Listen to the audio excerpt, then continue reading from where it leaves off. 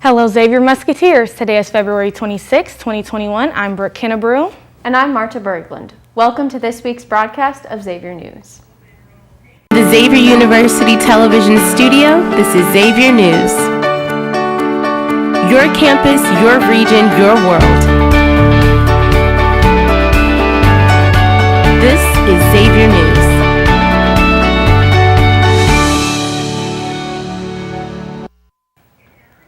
The Crosstown Tip-Off has gone national.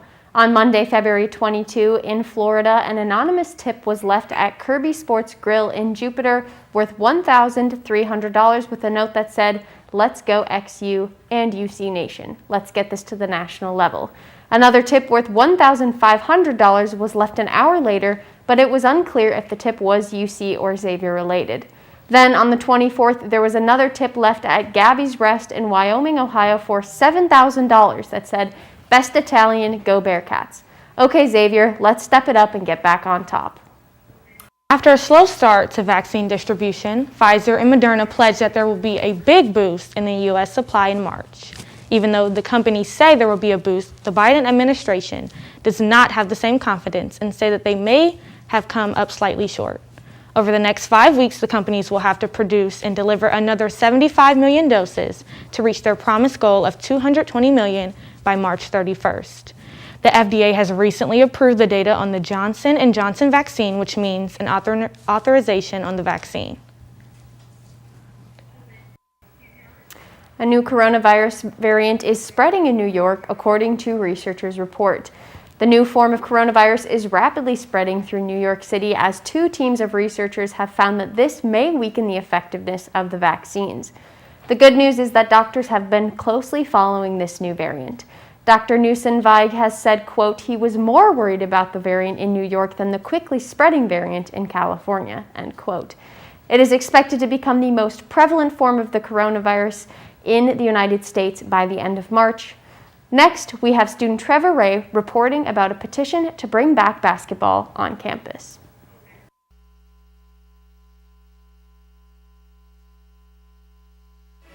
I'm John Sarrazin. I'm a sophomore here, and my major is sport marketing. So the petition that I started was I basically made it for students here to be able to play basketball on campus. For the hub, the indoor courts, as well as the outdoor basketball courts. I just want everybody to have the opportunity to play basketball again, because it's been a long time, and I'm hoping that the outdoor courts, they can put back the rims on, because the weather is starting to get really nice, and I feel like right now it's spring's rolling around. Everybody wants to be outside playing basketball with their friends, and so that's what I want to do. We already made a little bit of progress. I heard that here at the hub they're going to do shoot-arounds for a max of 2 people per basket. So that's a step in the right direction, and I just want to keep it going. And I'm sure everybody misses it. And like the freshmen, they never got to experience playing basketball at all, because like they got here and the rims were off. They couldn't play basketball, and I just want them to be able to experience that. It's just something I miss, and I'm sure a lot of people do as well. So I just want to get back on the court. Just let's keep this thing growing. Everybody share it with whoever, friends, family. Let's keep it going, because I mean we have the first step, which was the hub, and people can do shoot-arounds, but we want to keep it going. We want to play basketball outside in the outdoor courts, so let's just keep it growing.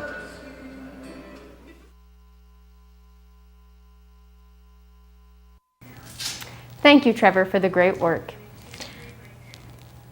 As the COVID-19 death toll continues to rise in the United States, Cincinnati is looking to honor those who have been affected by the virus through a day of recognition. On Wednesday, the Cincinnati City Council voted unanimously to recognize Monday, March 1st as COVID-19 Memorial Day.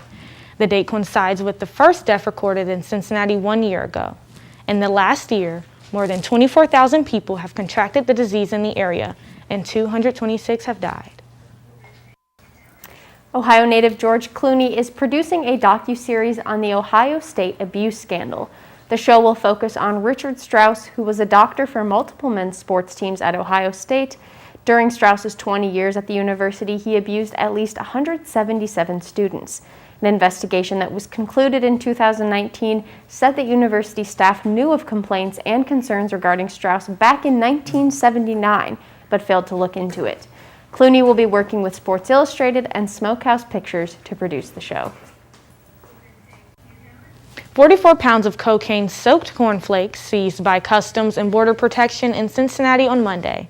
The boxes are estimated to have a street value of $2.5 million. The narcotic detector dog, Bico, was the first to detect something wrong. Upon opening the boxes, officers realized the cornflakes were covered in a white powder and grayish coating. Tests came back confirming the contents included cocaine. The shipment's final destination had been a private home in Hong Kong. As many of you know, Xavier University has a new president, Dr. Colleen Hanich. Here's Lily Walsh and Sarah Schutzka with the report. As we saw in DC last week, to offer an example to those coming behind you of what is possible is a powerful symbol. I am grateful to have been invited to stand in this place as that symbol, and I assure you I will take it most seriously. What exactly does that next chapter look like? Happily, I have no idea. I shouldn't have an idea, not because I haven't thought about it for hours, because I have, but it's not mine to frame. It is ours to write, and we will write it together. You don't spend the years that I've spent doing what I've been doing, but that the future of the place where you've spent those years comes to mean a very great deal to you. And that future, our future, I can tell you, is in extraordinary, capable hands. Getting here and getting to know you and figuring out what makes this campus tick from the inside. There's only so much you can learn from the periphery, and so I'm really looking forward to being here and being with all of you this summer. And so I think by the time students are back at the end of the summer, I'll have a lot better idea, but I just can't wait to be here. Although sad to see Father Grimm go, we're very excited for this new chapter to begin with Dr. Hanich. Thanks, Sarah and Lily. In other news, French electronic duo Daft Punk announced this week in a video called Epilogue that they are going to stop releasing new music. They were most known for their song Get Lucky and received 6 Grammys throughout their time together, but after nearly 3 decades of success, the only explanation that Daft Punk gave for their ending was that they were ready to retire. February 25th was National Chili Day, and Gold Star did not disappoint. Rather than making this a one-day event, they are helping families in need through the Free Store Food Bank.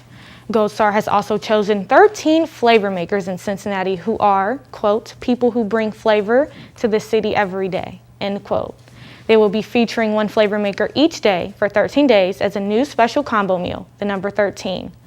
The number 13 will benefit the Free Store Food Bank in efforts to end childhood hunger. This offer ends March 9th, so go grab a number 13 and, quote, honor the city's finest and celebrate real flavor for a very worthy cause, end quote. Looking for something to do tonight? If you like funny jokes and having a good time, check out Don't Tell Anna. DTA is the comedy improv troupe on campus, mostly known for their laid-back style and raunchy humor. They are having their first show of the semester tonight on the 4th floor of the Hub at 9 p.m. Register on Engage XU or email Sarah Suchka for more details. Now that's all from the news desk. Amari Miller will be right back with the Xavier Sports Report.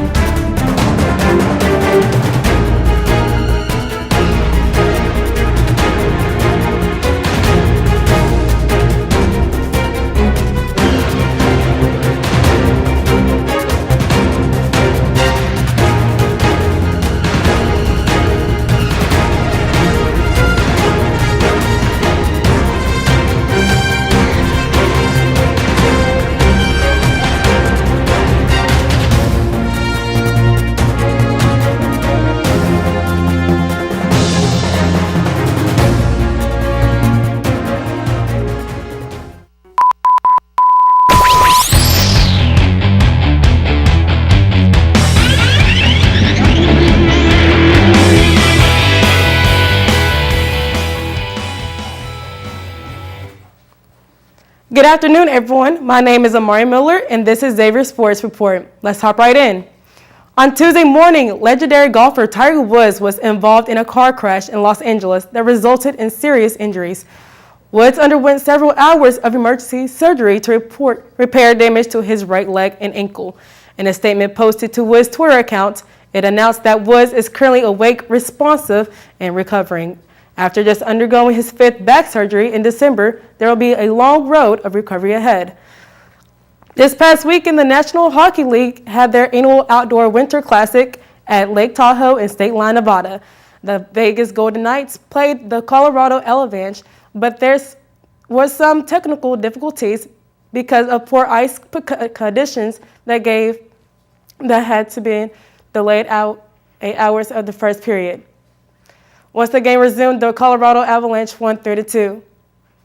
In Musketeers news, Kobe Jones, a freshman on Xavier men's basketball team, has been named Big East Conference Freshman of the Week. Congrats to you, Kobe Jones.